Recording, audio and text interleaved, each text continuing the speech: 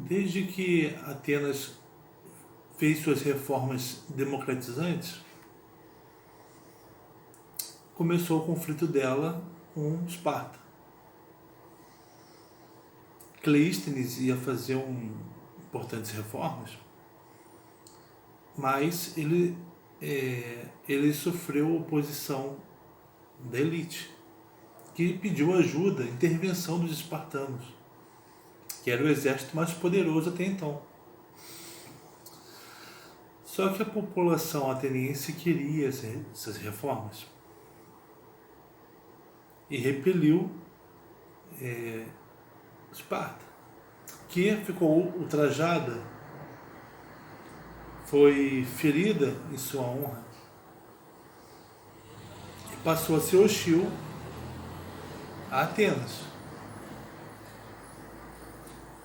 Só que por um breve período, essas duas cidades-estado, as principais da Grécia, vão se unir, vão compartilhar a liderança de uma aliança composta também de outras cidades-estado contra os persas, que vão tentar invadir a Grécia e vão conseguir ocupar algumas localidades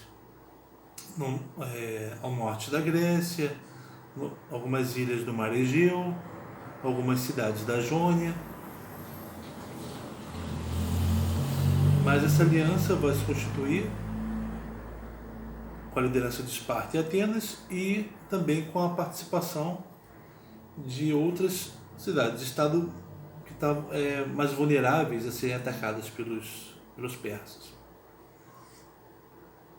Durante esse trabalho de expulsão dos persas, Esparta e Atenas vão se dar bem, né? Vai se constituir um sistema,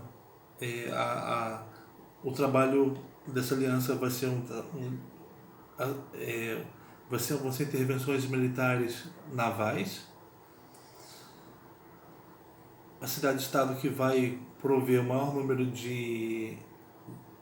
maior frota, a maior força vai ser Atenas, porque ela vai recolher contribuições das outras cidades-estado, e Atenas tinha estaleiros, tinha homens disponíveis para serem remadores e para serem treinados para isso. Atenas vai ser a principal, vai tomar a liderança da aliança, vai secundarizar, até a Esparta vai sair da aliança, né? E Atenas vai sair desse período de expulsão dos persas como um verdadeiro império, que hoje em dia se chama Império Ateniense, porque Atenas vai, além de ser um lugar seguro, ela vai prosperar economicamente devido à exploração de minas, também do comércio internacional, mas também devido aos espólios dessas expulsões dos persas. Atenas vai tomar o que os persas vão deixar para trás, fora a contribuição das outras cidades-estado, para que Atenas fizesse as triremes, né, as embarcações. Mas vamos contar essa história com calma.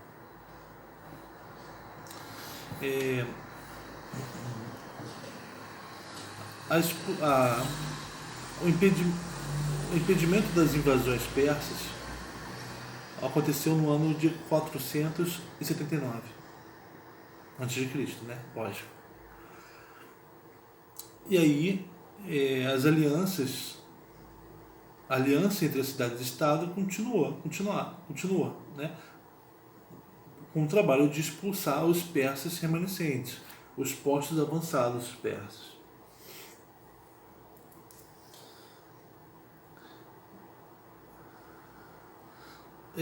O líder dessa aliança inicial era Pausanias, um dos vitoriosos na última batalha das guerras persas, a batalha de Plateia,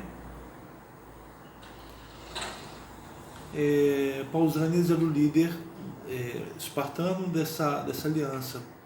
Só que ele sofreu acusações de ser violento com as pessoas das cidades-estado visitadas, os gregos, né? Principalmente violento com as mulheres. Thomas Martin, nosso autor de referência, considera que essas reclamações não eram por isso, eram por causa de disputas, né, do comando. Mas o que se dizia é que ele era truculento e tem uma explicação para isso, né? Essa acusação dele é plausível, porque os espartanos tinham um treinamento militar duríssimo, passavam a vida inteira treinando militarmente, viviam para isso, eram afastados de suas famílias. Todos os homens cidadãos espartanos eram treinados para serem soldados. Quando eles viajavam para longe de casa, eles tinham dificuldade de manterem um autocontrole.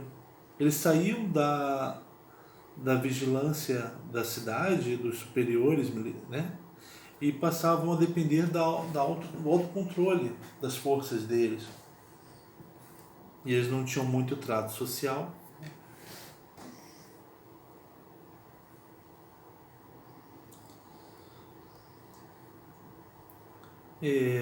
O resultado dessas acusações foi que os espartanos saíram da liderança da aliança e eles também, a aliança estava sendo desgastante para eles, para os espartanos. A luta contra os persas tinha desgastado eles. Sem falar que eles tinham a necessidade de voltarem para o Peloponeso, voltarem para casa, porque a Esparta, ela vivia, a segurança era feita pelos cidadãos soldados, mas todos os outros serviços eram feitos pelos helots, homens escravizados de outras cidades-estado, principalmente ali do Peloponeso. E tinha então a ameaça constante de que os helotes os elotes, né, fossem se revoltar. Então era importante que para o exército voltar. Isso é parecido, a mesma coisa, o mesmo motivo que fez o rei Xerxes sair antes do fim das guerras persas, voltando para a Pérsia, porque ele tinha ameaça, não ameaça de revolta popular, mas a ameaça de tomar o trono dele.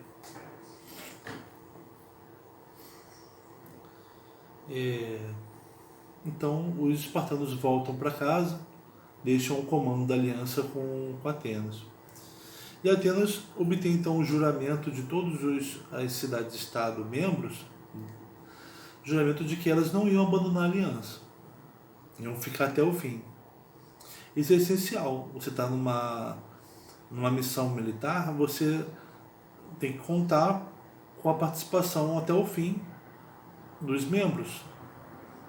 Senão, eles abandonam e deixam você ali de frente para o inimigo, né? Já pensou?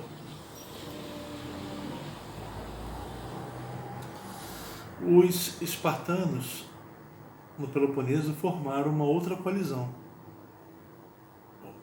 uma outra aliança, uma segunda aliança, né? Então haverá a aliança comandada pelos atenienses e a aliança comandada pelos espartanos, que não vão interferir uma na outra.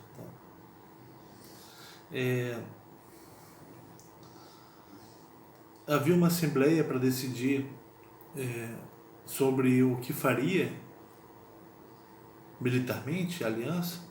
As decisões deveriam ser comuns entre os membros, Mas acabava que Atena, por ter a maior frota, ela que comandava, ela que decidia, né? O que, o que as próximas ações militares, né? Um homem ateniense chamado Aristides, ele vai propor que cada membro da aliança contribuísse uma vez ao ano, mas uma contribuição compulsória, mas de acordo com as suas possibilidades, de acordo com a prosperidade da sua cidade-estado e com o tamanho da sua cidade-estado. Estabeleceu esse sistema de contribuição para as ações da aliança. E essas contribuições vão ser armazenadas em fundos numa ilha chamada Delos. Por isso que essa aliança ela vai ganhar o nome de Liga Délia. Atenas ela tinha uma infraestrutura adequada para construir as triremes e também e ela tinha experiência de treinamento dos remadores e tinha pessoas disponíveis para fazer esse trabalho de remo. Ela já contava com uma grande população, um grande número de pobres disponíveis então a receberem um dinheiro para trabalharem como remadores.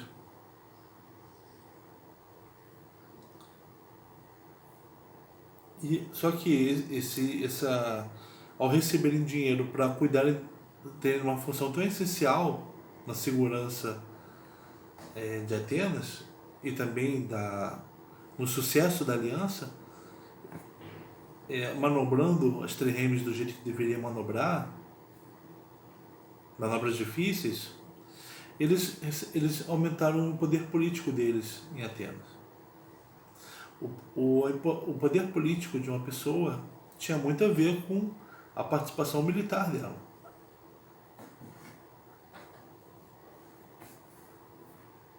Naquele tempo.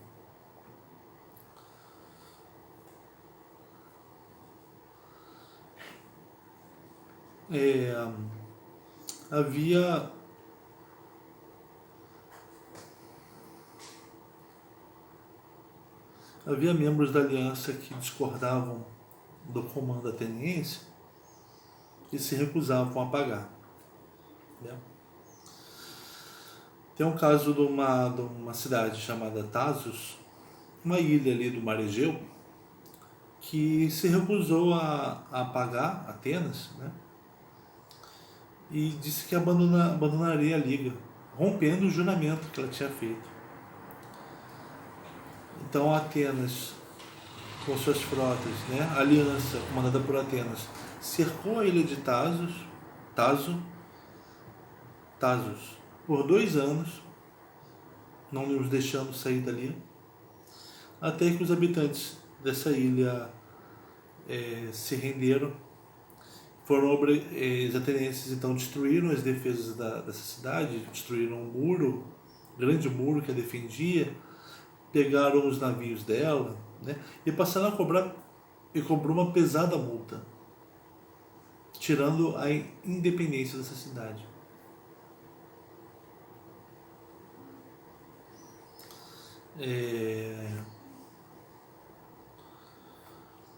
Até que a aliança foi bem sucedida no trabalho de expulsar os persas, né? Limpou a Grécia dos persas durante 50 anos.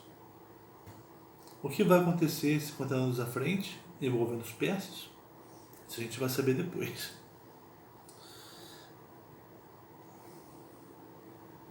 Atenas então estava muito próspera, porque ela tinha as contribuições das outras cidades-estado, ela tinha os espólios deixados pelos persas, ela explorava minas de prata, e também o comércio internacional.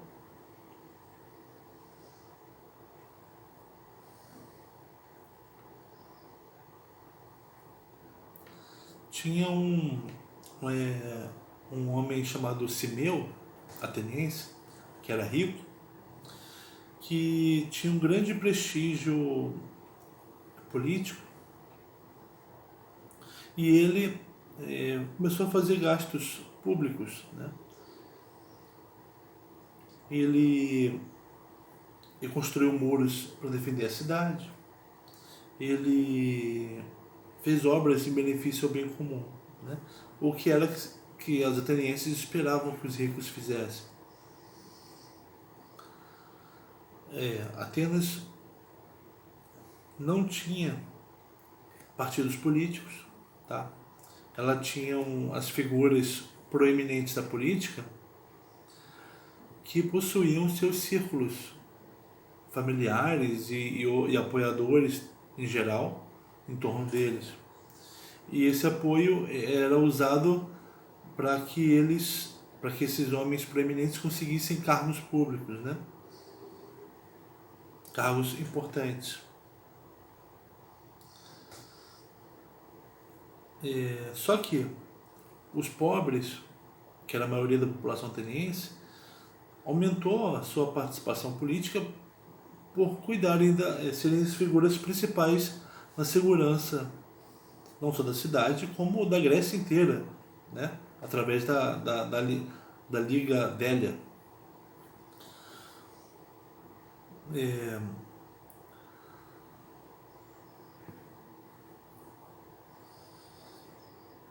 Atenas, ela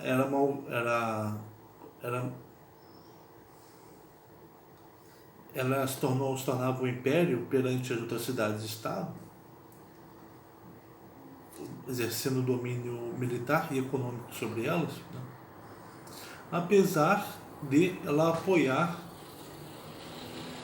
democracias, apoiar os lugares que tinham oligarquias, mas agora tinham democracias. Atenas, ela tinha uma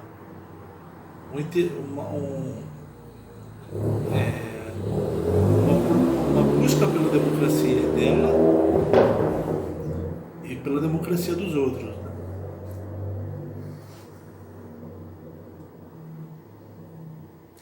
Voltando a falar dos pobres atenienses, eles tinham consciência da importância deles na segurança, né? E eles buscavam então ter uma participação política.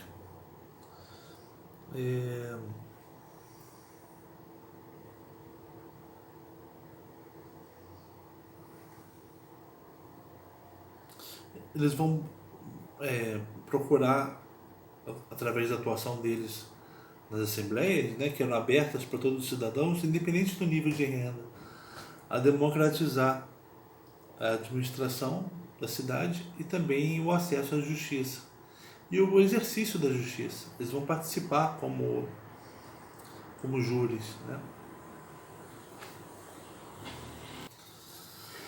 O sistema jurídico ateniense era o seguinte: a Assembleia, que era composta dos cidadãos livres, que eram sorteados, cuidavam de casos pequenos. Tinha os arcontes, que eram os magistrados, né? Eles deveriam pertencer a classes superiores, eram escolhidos, sorteados entre os membros das classes econômicas superiores, e havia os aerópagos. Os arcontes ficavam 9 anos no trabalho, e após esse período eles se tornavam aerópagos, que eram ex-arcontes, e a função deles era julgar o desempenho, a lisura dos julgamentos dos arcontes. Só que, como eles eram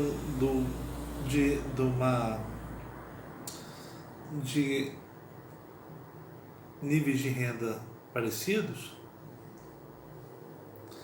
eles se conheciam, se conviviam, havia uma suspeita de corrupção, uma suspeita de favorecimento dos arcontes pelos aerópagos, né? Os aerópagos que deveriam ser os guardiões da justiça, acabavam aceitando decisões injustas, erradas, comprometidas com quem pagasse, né, dos arcontes.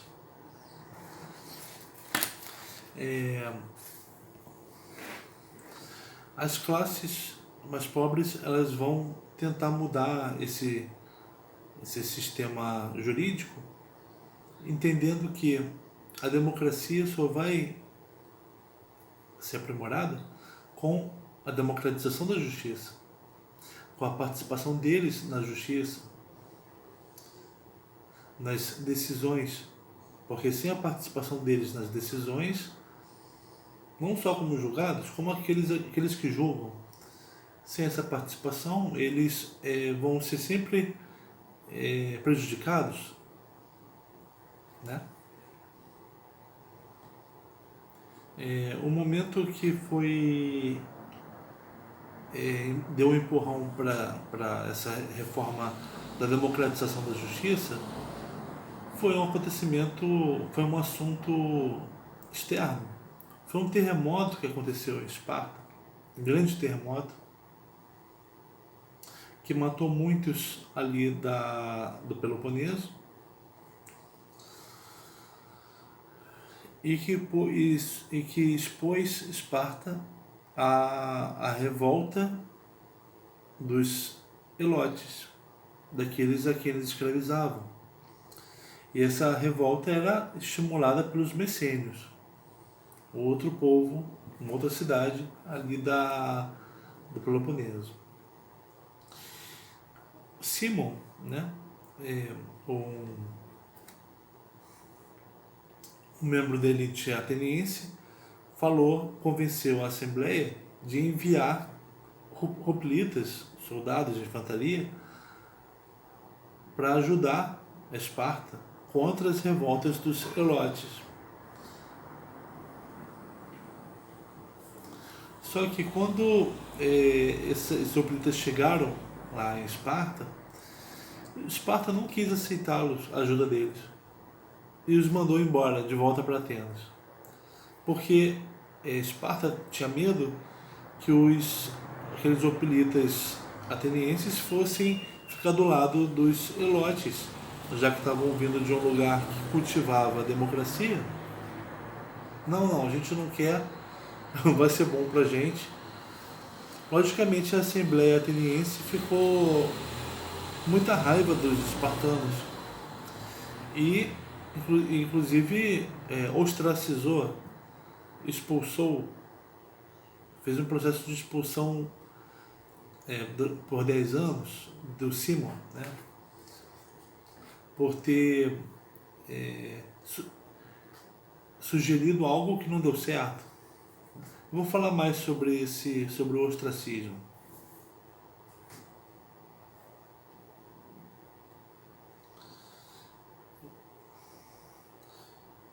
Um ateniense chamado Efiotes,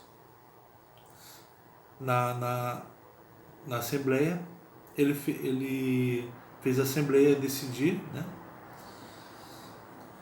tomar medidas para limitar o poder dos aerópagos, que eram aqueles que deveriam guardar a justiça, mas eram acusados de ser coniventes com os erros dos arcontes.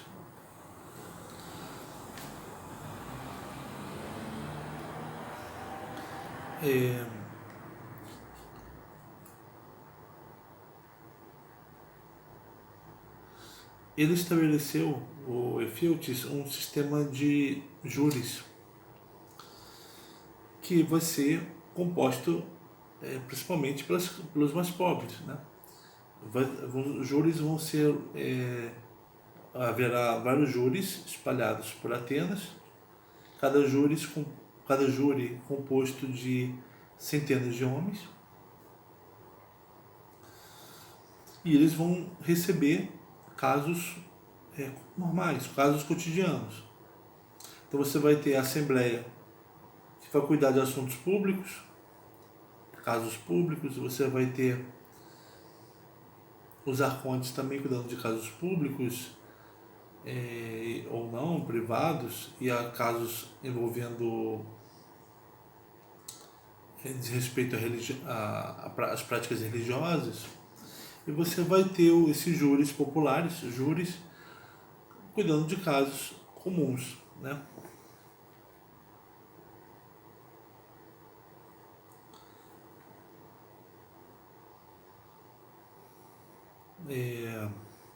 Esses júris eles vão funcionar sem ter um juiz, alguém que dominasse as leis para supervisioná-los. Como é que eles vão aplicar a justiça? Eles vão precisar interpretar as leis. Eles vão ter grande influência na sociedade ateniense por causa dessa colocação do homem como aquele que vai interpretar as leis para aplicá-la. E como eles agiam diante de um caso que chegasse a eles? Eles tinha aquele que fazia queixa, tinha aquele que fazia defesa, sempre de si mesmo, né? Um ou outro poderiam pegar testemunhas, e a verdade sobre o que tinha acontecido era buscada através dessas falas sobre o que tinha acontecido e sobre também o retrospecto, sobre a vida pública de cada uma das partes. E tudo isso em um dia só. E havia a ameaça de corrupção, a ameaça de que os júris fossem comprados por uma das partes, caso uma das partes tivesse bastante dinheiro, né, para comprar, o que era impossível também comprar, porque os júris eram centenas. Mas para evitar isso, para evitar também a compra, os júris eram escolhidos no mesmo dia. Os júris que iam atuar no caso eram escolhidos no dia, quase no momento do julgamento.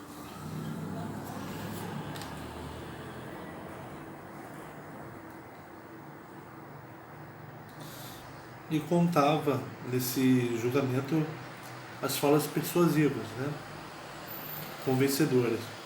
Uma das partes poderia inclusive comprar um discurso de os sofistas que vendiam discursos, né?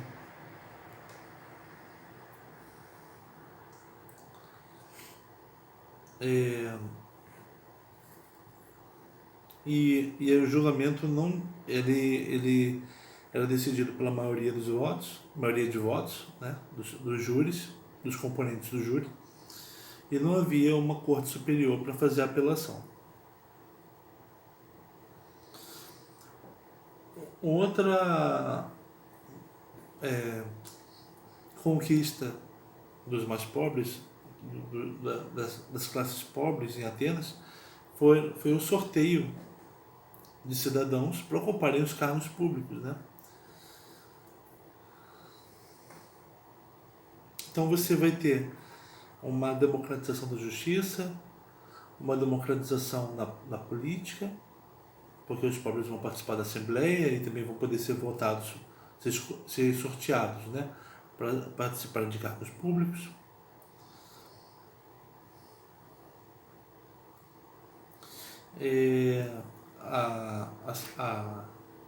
A instituição do ostracismo, ela existia por causa da ameaça mais percebida do que necessariamente real, ameaça à democracia, ameaça à influência numa decisão, num julgamento ou numa votação de uma lei.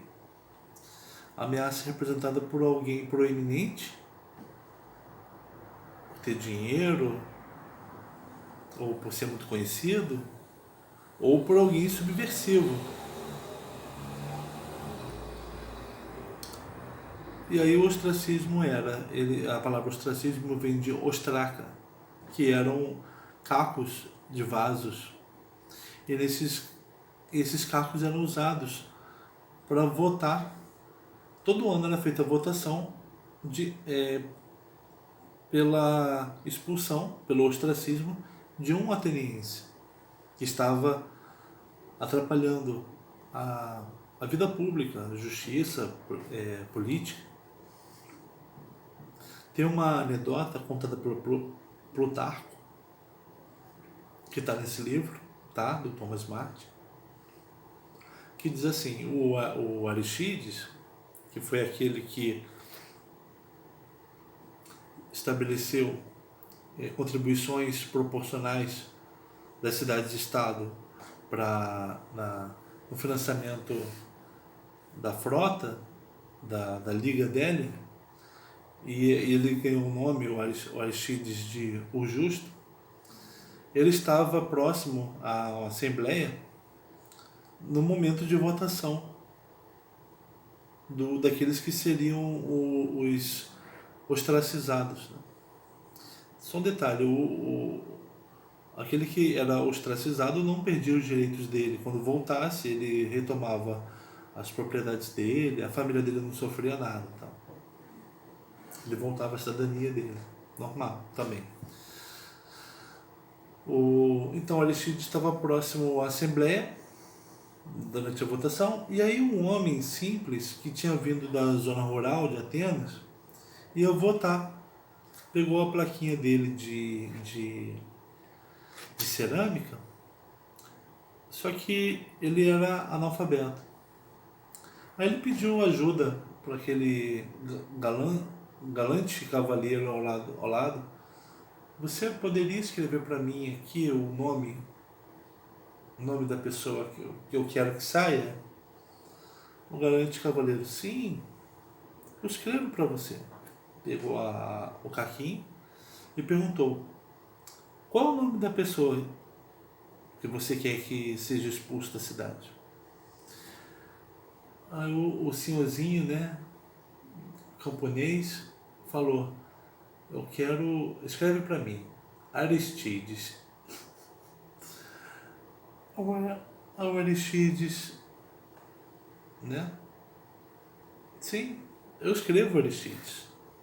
Ele era o justo, né? Escreveu Aristides e devolveu a plaquinha pro senhorzinho, que depositou lá na urna, tá? A sugestão de quem deveria ser expulso da cidade. Voltou lá pro lugar, do lado do galante, cavaleiro, que perguntou pro senhorzinho: deixa eu perguntar uma coisa pro senhor.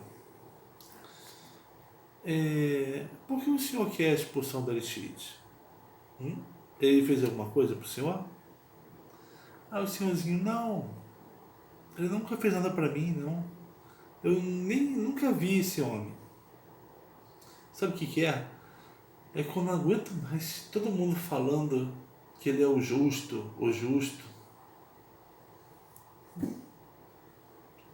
Então conta a história que Aristides realmente passou pelo ostracismo, foi expulso com a contribuição desse senhorzinho, com a contribuição do próprio Aristides, mas ele era justo, ele participava, ele respeitava as leis de Atenas.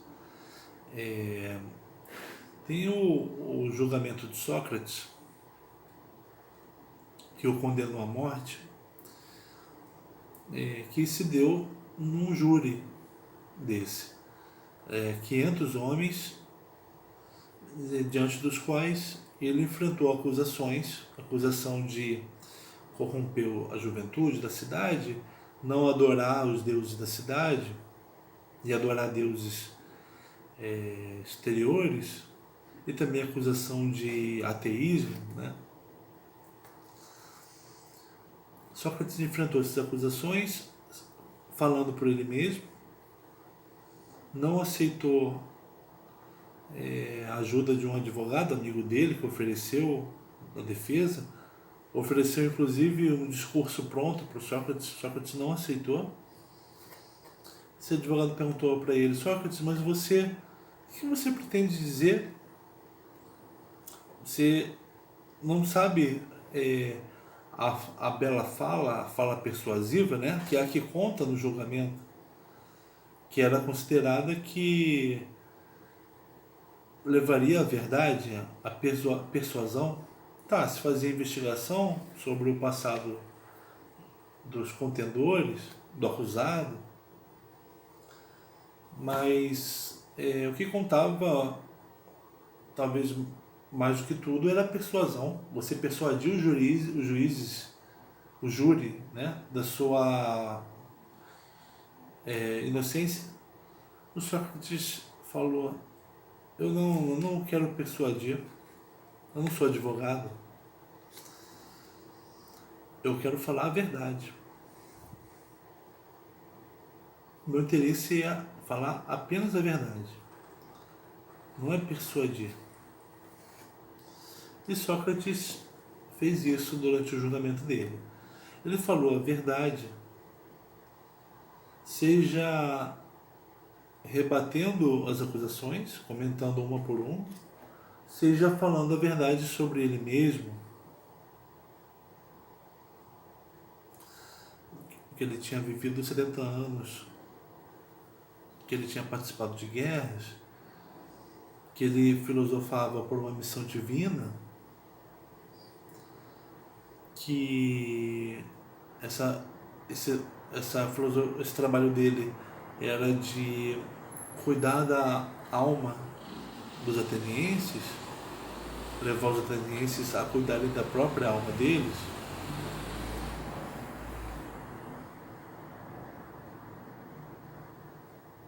Antes de tudo, ele comentou quantas concepções erradas aquele júri de 500 homens tinham sobre ele.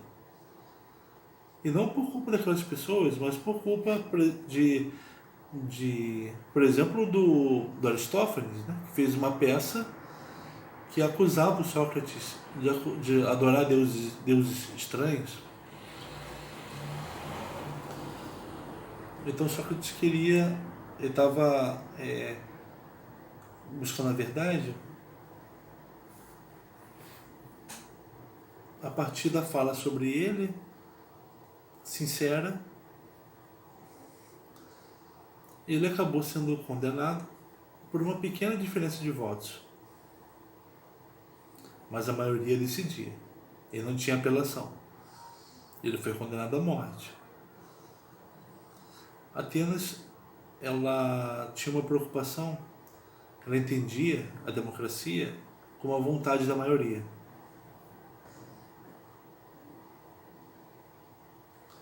Platão não entendia que o justo era a vontade da maioria. Platão vai se colocar contra a democracia ateniense, porque ele viu o mestre dele morrendo por ela. Sócrates aceitou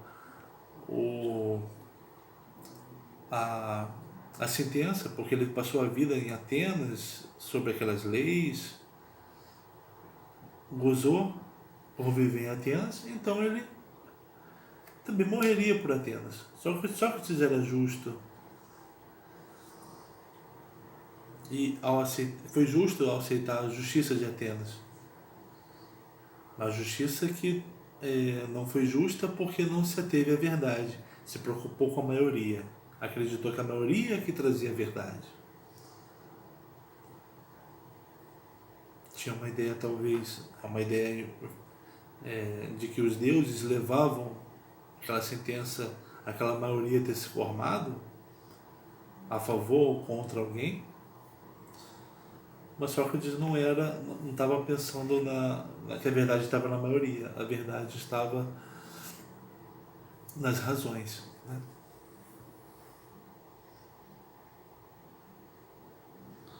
Mas a democracia ateniense, ela privilegiava, ela estava buscando sair da dominação dos ricos e e até das forças, né, das forças armadas, saindo dessa dominação. Então ela buscou a democracia da forma como ela poderia concebê-la, que era a vontade da maioria.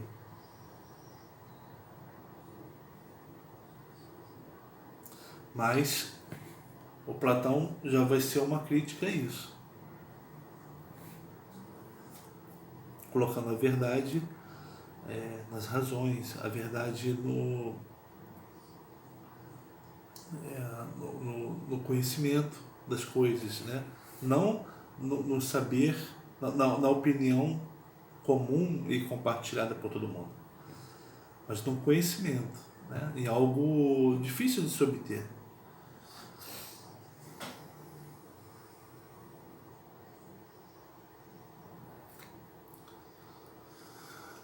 E esse sistema da democracia ateniense pela maioria dos votos, ela pretendia ser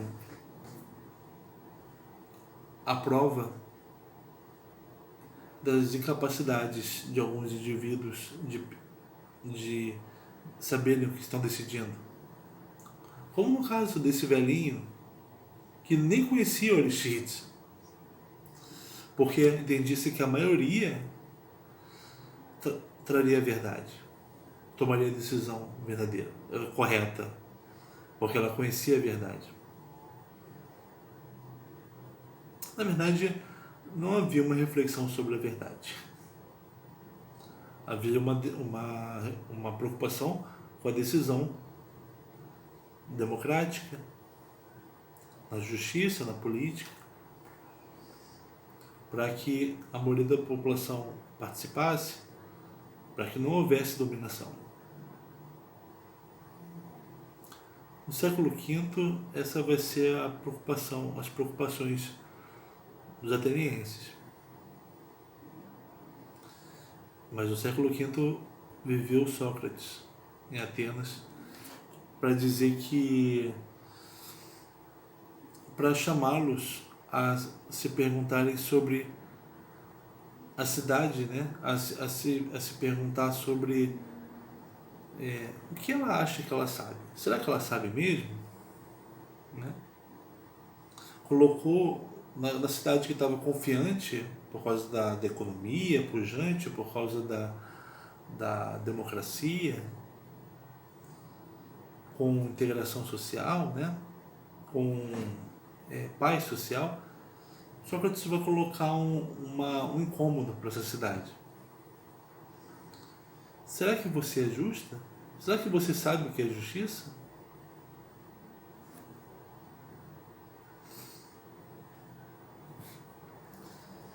Então a gente continua no próximo vídeo.